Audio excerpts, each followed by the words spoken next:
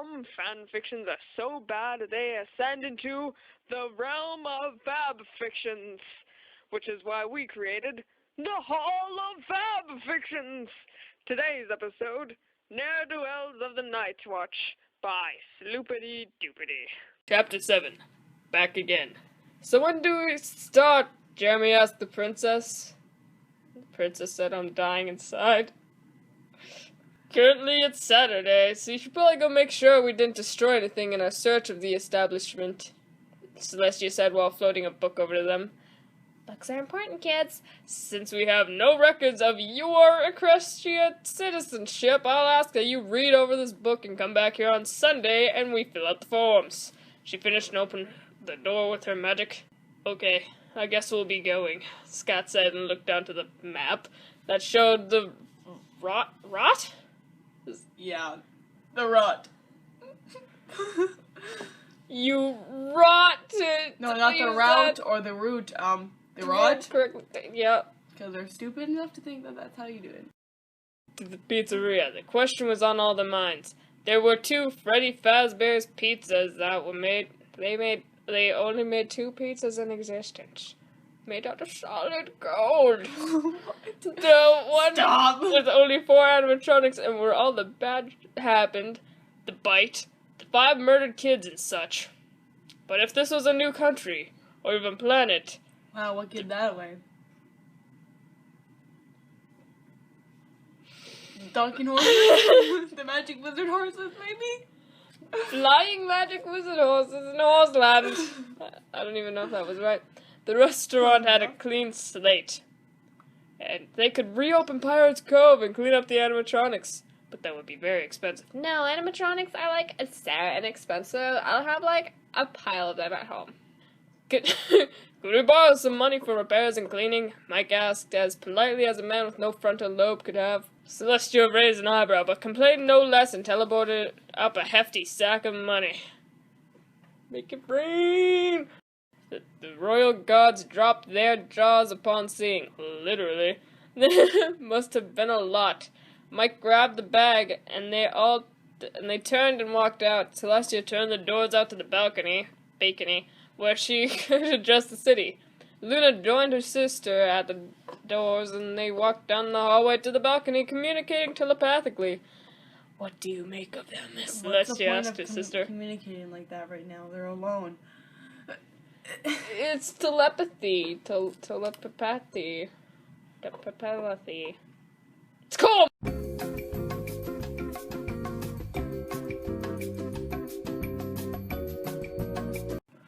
They seem trustworthy, but the line gets drawn at the purple one. He doesn't seem safe at all. Luna responded with, she didn't know much about Vincent, but she and her sister, and about every other unicorn on the planet, could sense the amount of dark energy he had emitted. The Dark Lords have given me their energy.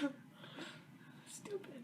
Indeed, most of them had different aspects. The one with the red object on his head must be the leader amongst their species. He and the one with no face. Just punctuation. We will need to ask them more about it sometime, Celestia said, thinking back on the gods. What... Did you sense what came from Michael? I swear to God.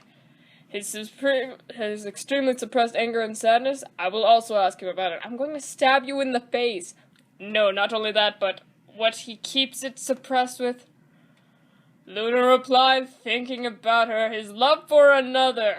Their species and culture is like ours, they must have the same type of relationships, Celestia said. Yes, that, but also building some sadness. It's natural. If he's not around his special sun pony, he seems to get sadder. Also, his suppressed anger rises more.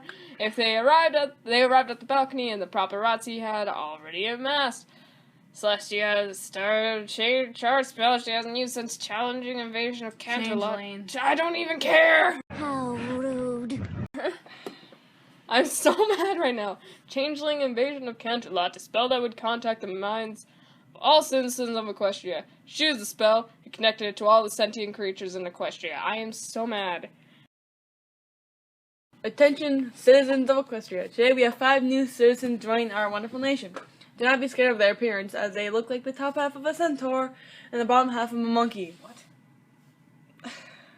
They are civilized and speak Equestrian, so do not contact the authorities if you see them around. Currently, they are in Kendall under supervision, so please do not panic. Thank you, Princess Celestia. She finished the message and walked back inside to eat some lunch with Luna. The guards charged through the streets like a stampede. When they left the castle, they had gained the attention of the whole paparazzi. Luckily, they were a few houses from the pizzeria. They smashed through a lemonade stand and continued running, spotting 2 guards keeping the paparazzi who wanted pictures of the inside of the pizzeria at bay. The night watchman ran over, stopped the ongoing battle of the building for a second, and received some weird stares. But everything had resumed, and they smashed the swarm of photographers. Hey, you better keep them all at bay, was all Jeremy was able to yell as they smashed into the building's front doors and onto the ground. The 2 guards outside the building turned around to be greeted by a tsunami of reporters, new and old. The guards recognized the entrance as the one to the old building. It has the same dining halo and the 3 mascots of the company charging on stage. However, in the corner, the familiar sound of the music box played on, gaining the attention of the guards. Is this some sort of hybrid pizzeria? Fritz asked, looking around. The floors are still the black and white tiles, but the door to the backstage had switched to a door that read parts and service.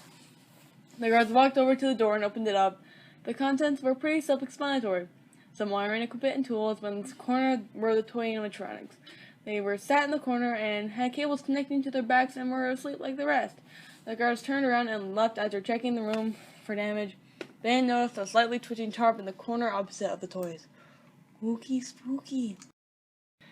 Instead of the main halo that connected originally to the parts and service room, it was a long hallway that Foxy always was at the end of. At the end of the hallway was the office, but not the office with the mask, the way better office with electromagnetic doors.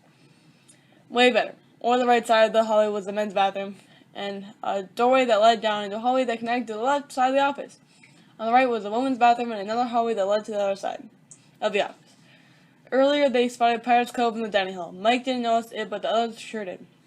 On the ground in front of the purple curtains was a large puddle of blood and a small bandana that looked like it was ripped in half. Mike ran down the hallway as fast as he could to do something he thought would be funny. The rest knew what he was about to do, so they charged him. Scott ran down the hallway that led to the right door, and Jeremy went to the left door. Mike reached the button panel on the desk in the middle of the room and slammed the door button. It's not in the middle of the room. What? Wait, what is this? What? Shut up and read. What's the layout of this place? I don't know. I thought it was like the first one, except with some of the second part ones. Why is there 3 doors? What? Wait. Every door. Mike reached the button panel, blah, blah, blah, blah, closing the middle door and blocking everyone out.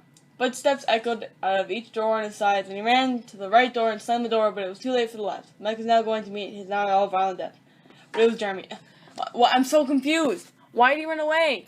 What? I don't know, man. Jeremy, close the door! Mike yelled, after spotting the rest charging down the hall line. Jeremy looked to his left and spotted the door button between the door and the window. He pressed it, and the door slammed shut directly behind him, locking him and Mike inside the office. Why, though? I don't get it. The camera monitor was charging in the corner. Mike walked over and picked it up and checked the cameras. There were 2 in each hallway, one for directly outside the door. Good thing, too, there were no lights. Spot anyone outside the door. The one for the hallway faced down at the same camera locations from the other hallway. In the long middle corridor was a camera facing down on the whole hall above the door to walk down to the office. The camera for Pirate's Cove, as well as the prize camera cam. You're gonna have a fun time editing all this. Yeah, I know. Terrible sentences. The main stage was the same. However, the dining area camera was in bad quality. Luckily, the whole area was lit up, and it would be easy to spot anyone inside. Fritz, Scott, and Vincent were eating pizza in the kitchen. The camera was no longer broken. I don't get where this is going. Why are they eating pizza? Why are Mike and Jeremy in the room? Whoa! The story doesn't make sense. It makes sense in their minds, so it works. A loud clang came from the front door, and the guards in the kitchen joined at the camera. Out the closed kitchen door. Mike flipped out to the dining area camera and saw the animatronics approaching the kitchen. Scared for the life of his friends. They're not really his friends. I like friendships. Mike looked for a way to signal them. Underneath the tablet was a manual, and Mike flipped through the book and spotted a microphone option. Terrible sentences. They're running on for like whole paragraphs here. Mike, what are you doing? Jeremy asked me, spotted Mike flipping through pages. The animatronics are going to kill them. Mike yelled. Stop. Mike yelled, looking all over the tablet for a microphone. What? Jeremy yelled around the mic, who had the camera on the three animatronics approaching the kitchen. You'd think that if they were working if all of them were working in that pizzeria for so long, they would know not to trust anything in it. Exactly. Mike found the button on the screen above the window. Above the button to wind the music box. Pressing it and switching to the kitchen, he yelled, "Get back to the office, now!" He yelled and all the guards burst up and kicked him in the door and spotted the animatronics. Get back to the Why'd they kick the door? But what? Get to the office. Then the animatronics would easily do it. Kicked him in the door and spotted the animatronics. The guards ran past him to the hall, and Mike opened the door and looked down at the tablet and saw something in the doorway he was right next to. He was even on the camera.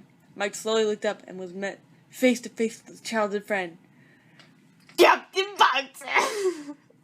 Yar, hard. End of chapter 7, I think. Chapter 7.